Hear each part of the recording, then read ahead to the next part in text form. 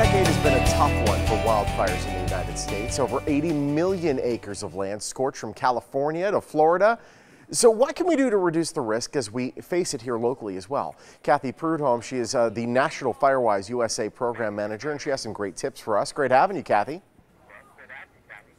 Thank you for having me. All right, so you've partnered up with USAA for National Preparedness Month to tackle wildfires in the States. Is it my imagination, or is this becoming a bigger issue in America? It is a huge issue because we continue to build in areas where wildfires happen, and they happen in almost every state. So it's one of those things that people in Nevada need to be very aware of. Mm-hmm. Absolutely. We're looking at some B-roll of it right now. It can really cause a swath of devastation in its wake. What can we do to reduce the risk of a wildfire? There's so many things that residents can do, and they're little things that they may not think make a difference, but they truly do.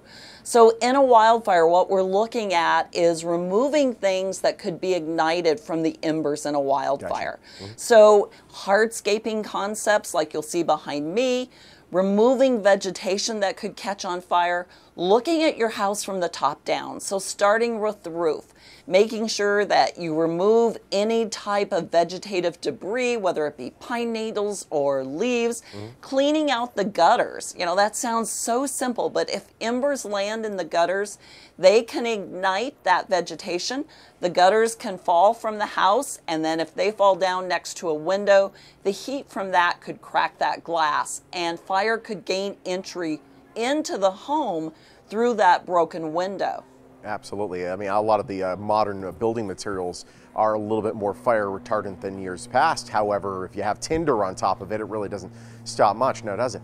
There's wildfire coverage. What should homeowners know about that insurance in particular?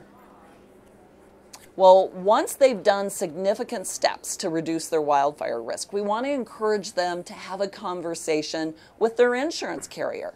You know, that's really important to let them know the things that they've done and that they're working with their neighbors, because you can do everything that we're suggesting at your home, and if your neighbor is not taking similar actions, they could impact your chances of surviving that wildfire. So we encourage people to work together and to be part of a Firewise USA site that provides this framework for neighbors to collaborate on what they're going to do and annually working together to reduce that risk. Absolutely. Are wildfires becoming more and more prevalent? Are we going to see more and more of these as we continue to move on? You know, wildfire is not going away, and we're seeing increased losses and a lot more fires because we continue to build and develop in areas that are prone to wildfires. So as long as that continues, we're going to see the problem get bigger and bigger. And it's a problem that gets exacerbated too because of the lack of rain in some of these spots. It's just one big dry tinder bed. Absolutely. You know, when fuels are dry and when there's been a drought, that increases the fire danger, and things ignite a whole lot quicker when they're dry and they don't have a lot of moisture. Absolutely. If we want to get more information on the initiative with Firewise and USAA, where do we go? There's two great resources to use. One is firewise.org, and the other one that has a lot of great information is usaa.com/help. Awesome. It's great having you, Kathy. Thank you so much. Thank you. All right, help get a handle on wildfires, rather. If you want to learn more about National Preparedness Month initiative between USAA Insurance and the Firewise USA nonprofit, visit usaa.com/help or firewise.org. USAA, proud sponsor of the Morning Blend.